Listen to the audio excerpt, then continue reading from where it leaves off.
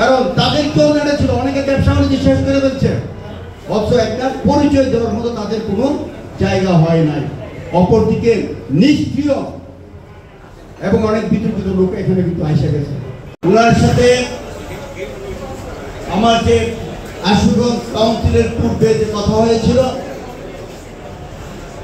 এই কথার মাধ্যমে উনি ব্রাহ্মণবাড়িয়ায় আমি যে দাবিটুকু তুলে ধরেছিলাম, সেই দাবির পরিপ্রেক্ষিতে একটা কমিটি উপহার দিয়েছে ব্রাহ্মণবাড়িয়ার। আমি বলেছিলাম তখনই যাতে যাকে খুশি তাকে দিবেন, এটা আমরা মেনে নিব। আমরা এই ওনার দেওয়ার পর ওনারকে শ্রদ্ধা রেখে আমরা এ ব্যাপারে একদম নিশ্চুপ যেটা, এবং এ ব্যাপারে সহযোগিতা করেছেন আমাদের সাংগঠনিক সম্পাদক সেলিম কুয়াম, আমার মনে হয় যে মুস্তাক সাহেবও থাকতে পারে সাথে, তাদেরকেও আমি ধন্যবাদ জানাই। এখানে অনেক প্রশ্ন আছে, আমি এদিকে যাব না। তৃণমূল অনেক প্রশ্ন আছে এখানে, কিছু একটা কমিটি করতে টুকটাক হয়ে গেছে। এখানে যথেষ্ট রকমের অনেক ত্যাগী নেতাগুলি বঞ্চিত হয়েছে, যাদেরকে অনেকেই মনে করেন যে বিগত দিনে 17টি বছর আমাদের মিটিং মিছিলে ছিল না, এমন লোক মূল্যায়ন করা হয়েছে। অথচ যারা বাড়িঘর ছাড়া হয়েছে, ব্যবসা বাণিজ্য ধ্বংস হয়েছে, বিগত দিনে আমাদের সাথে রাজপথে ছিল।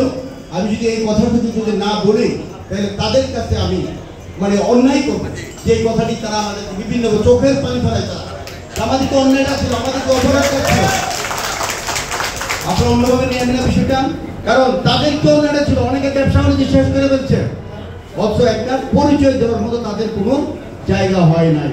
অপরদিকে নিষ্ক্রিয় এবং অনেক বিতর্কিত লোক এখানে কিন্তু এসে গেছে।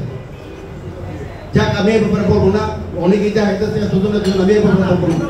যাক, আমি এদিকে যাই না, কারণ এইটুকু যেহেতু রাজপথে যে নেতা কর্মীদেরকে নেতৃত্ব দিয়েছে, এই কথাটা আমি না বললে তাদের কাছে কষ্টবিদ্ধ হয়ে থাকি। আর এখানে যে কথাগুলো আছে, সেলিম ভাই যে কথাগুলো বলছে যে কারা কারা নবায়ন করতে পারবে এবং নতুন করে সদস্য ফর্ম কাদেরকে ফিল আপ করা যাবে। আসলে ফিল আপের আগে মনে করেন অনেক কিছু মনে করেন যে হয়ে গেছে, নির্দেশনার পাখি কেউ রাখে নাই।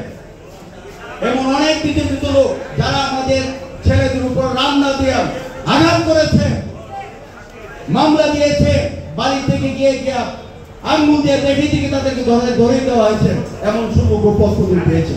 এটা রক্তকরণ হয়, এই বিষয়গুলো আমাদের রক্তকরণ হয়। কাজে আমি এদিকে যাব না। তারপরও যেহেতু আমরা বলছি তারেক রহমান সাহেব যে কমিটি দিবেন, এই কমিটি নিয়ে আমরা কোনো প্রশ্ন তুলব না, এই জায়গাতে আমরা থাকি। আজকে যে উনি যে নির্দেশনা দিয়েছেন, আসলে কিন্তু এটা কিন্তু একটা কই না যে বেড়াবাংলে কিন্তু সবই ঢুকে, যে সুযোগটুকু করে দেওয়া হইতেছে। কারণ কে যাচাই বাছাই করবে, কে যাচাই বাছাই করবে? বেড়া ভেঙে দিলে, দরজা খুলে দিলে দেখবেন যে দিক দিয়ে ঢুকতেছে। আগে তো ঢোকার সুযোগ ছিল না, এখন কিন্তু ঢোকার সুযোগ করে দেওয়া হয়েছে।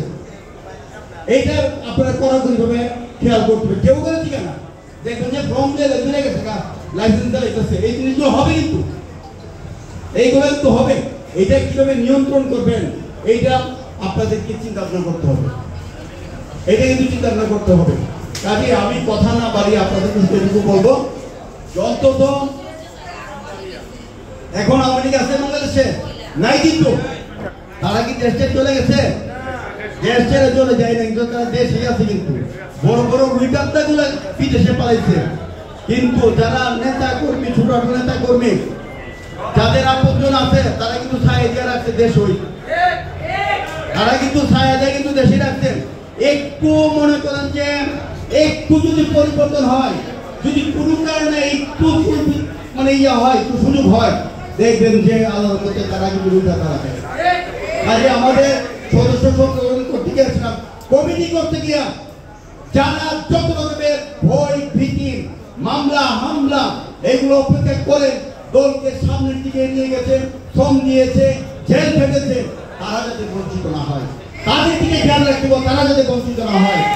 আমরা অবশ্যই আমরা নতুন আসবে, এটা আমরা একদম নিষেধ করতে পারি না। তবে আমাদের অনেক মেধাবী অনেক লোকজন আছে, তাদেরকে আমরা সুযোগ করতে পারি।